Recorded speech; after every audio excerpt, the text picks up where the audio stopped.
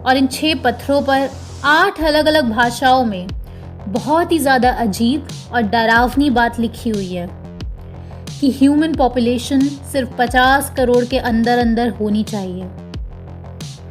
At present अगर human population 7 अरब है तो सीधा सा गणित बताता है कि स्टोन्स का टारगेट ह्यूमन पॉपुलेशन को लेकर सिर्फ 3 तरीकों से अचीव हो सकता है।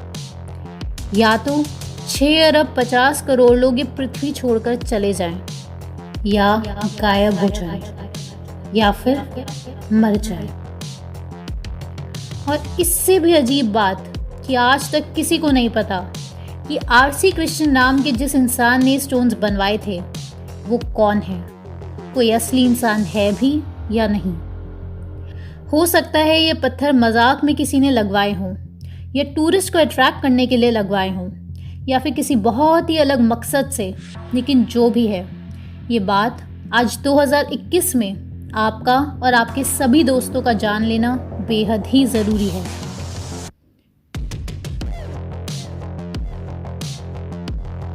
जॉर्जियन गाइडस्टोन्स 19.3 फीट ऊंचा पूरा मॉन्यूमेंट है। इसमें 16.4 इंच हाइट के 4 ग्रेनाइट के पत्थर हैं। इसके अलावा एक पत्थर सेंटर में खड़ा किया गया है, उसके चारों तरफ 4 पत्थर रखे गए हैं और इन सब के ऊपर एक और पत्थर रखा गया है जिसको कैपस्टोन कहते हैं। ये सारे पत्थर एस्ट्रोनॉमिकली बहुत ही बारीकी से अरेंज किए गए हैं। जो सेंटर वाला पत्थर है उसमें एक होल है जो नॉर्थ स्टार की तरफ अलाइंड है। हर पत्थर पर 10 कमांडमेंट्स या कहीं रूल्स लिखे हुए हैं। दुनिया की 8 सबसे बड़ी भाषा का इस्तेमाल किया गया है ये रूल्स लिखने में। एक पत्थर पर इंग्लिश से लिखा गया है, दूसरे पत्थर पर स्पेनिश से, तीसरी स्वाहिली, चौथी Hindi, Hebrew, Arabic, traditional Chinese और आखिरी रशियन। हर पत्थर पर सेम 10 कमांडमेंट्स लिखी हुई हैं और ये जो 10 कमांडमेंट्स या गाइडलाइंस लिखी हुई हैं उनमें से पहली है कि पॉपुलेशन 50 करोड़ होनी चाहिए। ऐसे करके अलग अलग गाइडलाइंस लिखी हुई हैं। दोस्तों, सबसे ज़्यादा बड़ी मिस्ट्री ये है कि ना किसी इंसान को पता है, ना पुलिस को, ना सरकार को पता है कि आखिर इन पत्थरों के पीछे कौन इंसान है, या कोई इंसान है भी या नहीं। ना ही किसी को एग्जैक्टली पता है कि इन पत्थरों का मकसद क्या है। अब बात आती है कि आखिर ये सब बनाया क्यों गया है।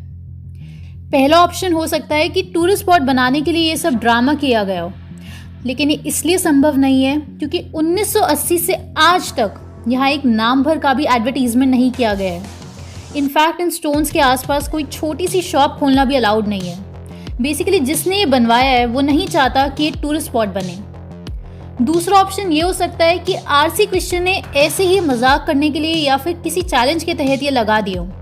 इसके जवाब में एक्सपर्ट्स का कहना है कि इतने बड़े पत्थर और इतना बड़ा सेटअप करना बहुत ज़्यादा खर्चे का काम है। ये टोटल 108 टन भारी ग्रेनाइट के पत्थर हैं और उनके ऊपर एक बड़ा सा ग्रेनाइट का स्लैब है। ये वही इंसान लगा सकता है जो या तो बहुत अमीर है, या फिर उसके पास बहुत ज़्यादा बड़ी पॉलिटिकल बैकिंग हो, या फिर वो इतनी बड़ी और पावरफुल ऑर्गेनाइजेशन हो कि गवर्नमेंट्स भी उसके आगे झुकने पर मजबूर होती हो। जिन मजदूरों ने ये पत्थर बनाए उन्हें खुद नहीं पता कि आरसी कृष्ण नाम के ये रहस्यमय इंसान कौन है और उसने आखिर किस मकसद से बनाए हैं। कहा जाता है कि बड़ी बड़ी सीक्रेट एजेंसीज को जो बात नहीं पता होती वो बातें लोकल पब्लिक को पता होती है। तो जानते हैं कि क्या यहाँ के लोकल लोगों को इन मिस्टीरियस पत्थरों के बारे में कुछ पता है। ये आदमी कह रहा है कि ये यहाँ हर वीक में 3 से 4 बार आता है। इस स्टोन पर एक होल है जिससे इस आदमी को ब्लू लाइट्स दिखती हैं। साथ ही इसका कहना है कि इन स्टोन्स के सामने ये जो स्क्वायर शेप का एक और स्टोन या कहीं एक टैबलेट गड़ी हुई है वो एक टाइम कैप्सूल है जो कि एक स्पेशल दिन में खोला जाएगा। और दोस्तों, हैरानी की बात यह है कि ये टाइम कैप्सूल वाली बात खुद इस टैबलेट पर लिखी हुई है। टैबलेट पर लिखा हुआ है कि ठीक इस जगह पर पृथ्वी के 6 फीट नीचे एक टाइम कैप्सूल रखा हुआ है। कुछ लोगों का ये मानना है कि एलियंस ने बनाया और एलियंस ने इन स्टोन्स के नीचे कुछ छुपा के रखा हुआ है, या फिर इन स्टोन्स के नीचे से सीक्रेट डोरवे खुलता है दूसरी दुनिया का। इसके अलावा कुछ लोगों का कहना है कि ये सैटेनिक कल्ट से जुड़े लोगों ने बनाया है और यहाँ बलि चढ़ाई जाती है। और ये टॉप के स्टोन पर आप ये रेड कलर का जो धब्बा देख रहे हैं कुछ लोगों का कहना है कि ये ब्लड है जो सैक्रिफाइस के दौरान किसी के शरीर से निकला था और ये ब्लड अपना निशान छोड़ गया है।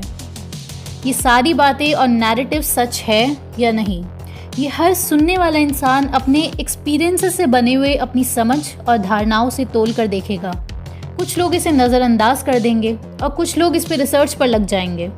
लेकिन एक काफ़ी ज़्यादा डरावनी बात जिसे कोई भी इंसान मानने से इनकार नहीं कर सकता कि स्टोन्स बनवाने वाली ऑर्गेनाइजेशन या इंसान या जो भी चीज़ है वो चाहती है कि इंसानों की पॉपुलेशन इस पृथ्वी पर 50 करोड़ से कम होनी चाहिए, यानी कि 6 अरब 50 करोड़ लोगों को इस पृथ्वी से कहीं जाना होगा। आप लोग भी कमेंट में मुझे बताएं कि आपको क्या लगता है, ये सब क्या है।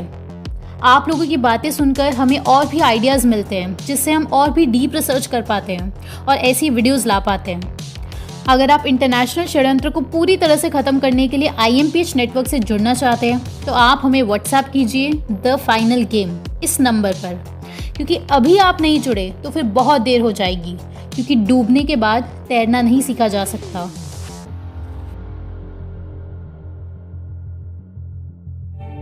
अब सॉल्यूशन क्या है? जो समस्या है वही समाधान है। बस इसके लिए आप लोगों को मिलकर हमारे साथ आना है, वो भी घर बैठे बैठे। आपको हिलने की ज़रूरत भी नहीं है। ऐसा प्रबंध बनाया जा चुका है क्योंकि तालाबंदी कभी भी की जा सकती है, इसलिए ये ट्रेनिंग सिर्फ ऑनलाइन है। और इस आखिरी समाधान का नाम है IMPH, informal media power house. ये प्रॉपर कंप्लीट मीडिया नेटवर्क है। इसकी खास बात कि इसमें से वीडियो डिलीट नहीं हो सकती। ये एग्जैक्टली ब्लॉकचेन टेक्निक पर आधारित है। जो जानकारी एक बार यहाँ आ गई वो कभी डिलीट नहीं हो सकती।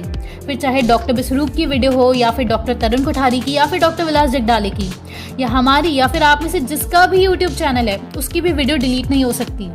और ख़ास बात यह है कि ये यूज़ करता है उनके सबसे बड़े हथियार का, यूट्यूब का। इस IMPH में पैसों का भी जिसका इशू है वो भी पूरी तरह से ख़त्म हो जाएगा। इसको बच्चा, बूढ़ा, आदमी, औरत कोई भी इस्तेमाल कर सकता है और कोई भी हमसे जुड़ सकता है। हमारी टीम ने एक एक डेटा, एक एक स्टैटिस्टिक्स, एक एक रिसर्च पेपर, एक एक अवेलेबल इन्फॉर्मेशन को यूज़ करके कुछ ऐसी ट्रिक्स डेवलप की हैं जो हम आप सबको बताना चाहते हैं। पूरा फ्रेमवर्क तैयार है। आप में से जो भी हमसे जुड़ना चाहता है वो हमें व्हाट्सएप करे द फाइनल गेम इस नंबर पर। लिंक डिस्क्रिप्शन में भी दिया हुआ है, क्योंकि ये आखिरी गेम है। और अगर ये पूरा सक्सेस हो गया, अगर आप लोग जुड़ गए, तो असंभव है दुनिया की कोई भी नकारात्मक ताकत का टिक पाना।